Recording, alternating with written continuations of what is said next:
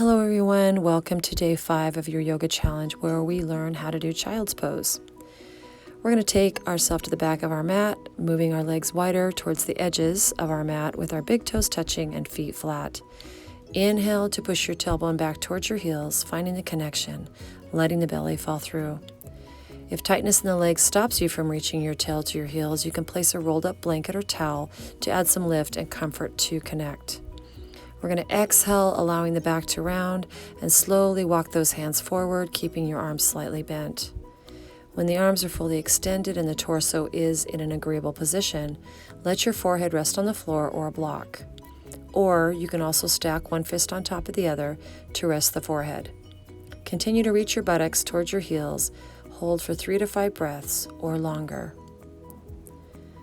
Making our move to the top of our mat to start out in our mountain pose. We're going to step forward with the feet hip-width apart, together or a little wider.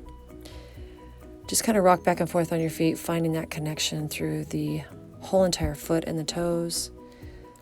Drawing the navel in to activate the thigh and knee lift slightly. Shoulders up over back and down with palms forward. Chin in slightly, and we're reaching tall through the crown of the head, making sure we're grounded through the feet. Standing nice and tall in Tadasana or mountain pose.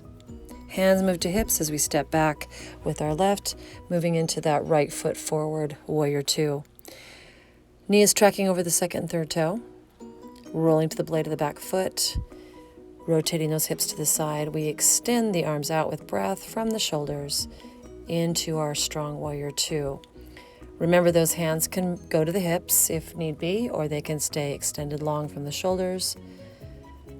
Eye gaze forward over the top hand and torso lifted. Hands to hips, moving into our first tree pose.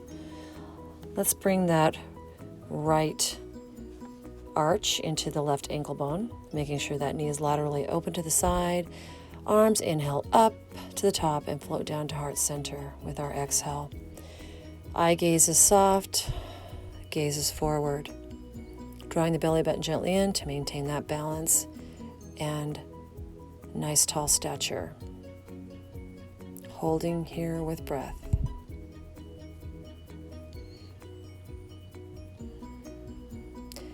Transitioning into our warrior 2 to the left side. So you're just going to move to the back of the mat. Knee is tracking over second and third toe. Hips are open to the side.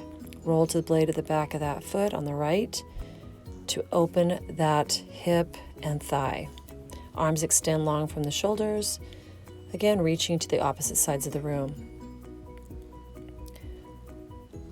Gazing forward over the front arm, drawing the belly button in slightly, which is going to tuck your tail, creating that strength in the legs, arms, to the crown of the head.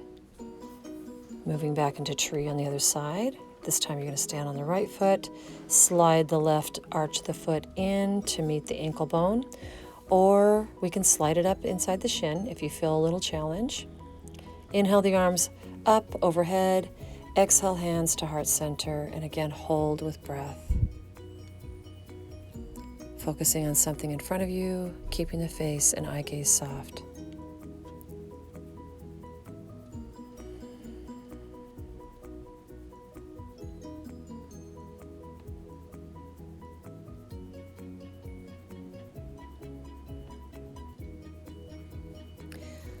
Stepping to face the top of the mat, inhale the arms up to the sky, palms meet as you float down into a fold, stepping back into all fours as we move into our down dog.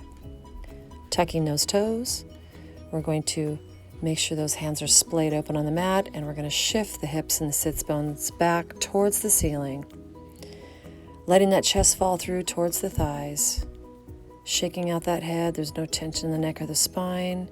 Knees have a slight bend as heels stay lifted from the floor. Now each exhale, you should feel yourself deepen a little bit into this pose. So just take a breath in and kind of shift the hips back. Moving forward into the child's pose. So again, knees go wide towards the edges of your mat, big toes touch, feet flat. Pushing tailbone back to the heels, Let the belly fall through. Reach those arms long towards the top of the mat. Forehead can rest on the floor, the block, or again, one fist stacked on top of the other.